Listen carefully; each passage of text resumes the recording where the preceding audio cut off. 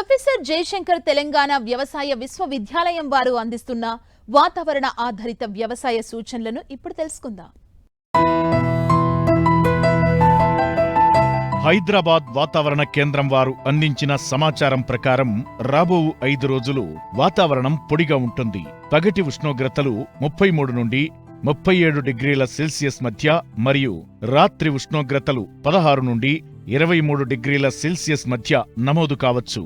ఫిబ్రవరి 2వ పక్షం వరకు నువ్వులు, ప్రొద్దుతిరుగుడు, సజ్జ పంటలను నీటిపారుదల కింద విత్తుటకు అనుకూలం.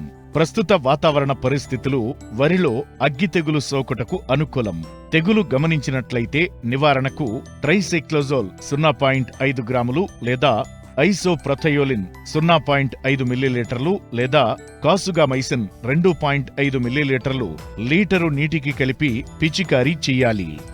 ప్రస్తుత వాతావరణ పరిస్థితులు వరిలో కాండం తొలుచు పురుగు సోకుటకు అనుకూలం.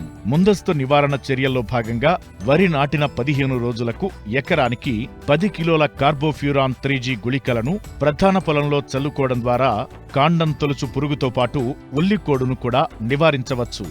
ప్రస్తుత వాతావరణ పరిస్థితులు వరిలో బ్యాక్టీరియా ఆకుఎండు తెగులు సోకుటకు అనుకూలం.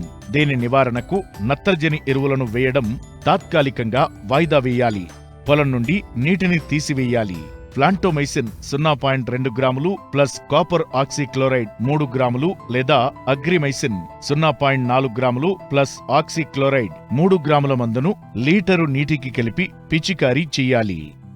మొక్కజొన్నలో కాండంకుళ్ళు తెగులు ఆశించుటకు అనుకూలం. నివారణకు కార్బెండిజం 1 గ్రాము లేదా కాపర్ ఆక్సీక్లోరైడ్ 3 గ్రాముల మందును లీటరు నీటికి కలిపి మొక్కల మొదళ్లు తడిచేట్లు పిచికారీ చెయ్యాలి. మొక్కజొన్నలో కత్తెర పురుగు నివారణకు 0.4 మిల్లీలీటర్ల క్లోరాంట్రిన్లిప్రోల్ లేదా 0.5 మిల్లీలీటర్ల స్పైనటోరం మందును లీటరు నీటికి కలిపి ఆకుల సుడులు తడిచేలా పిచికారీ చెయ్యాలి. మోకాలు ఎత్తుదశలో ఉన్న పైరులో 1 కిలో సున్నాన్ని 9 కిలోల ఇసుకలో కలిపి మొక్క సుడుల్లో వేసి కత్తెర పురుగును నివారించుకోవలను. ప్రస్తుత వాతావరణ పరిస్థితులు వేరుశెనగలో తుప్పు తెగులు ఆశించుటకు అనుకూలం. నివారణకు క్లోరోథలోనిల్ 2 గ్రాములు లేదా మ్యాంకోజబ్ 2 గ్రాముల మందును లీటరు నీటికి కలిపి పిచికారీ చెయ్యాలి.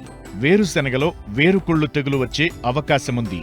నివారణకు కార్బెండిజం 1 గ్రాము మందును లీటరు నీటికి కలిపి మొక్కల మొదళ్లను తడపాలి.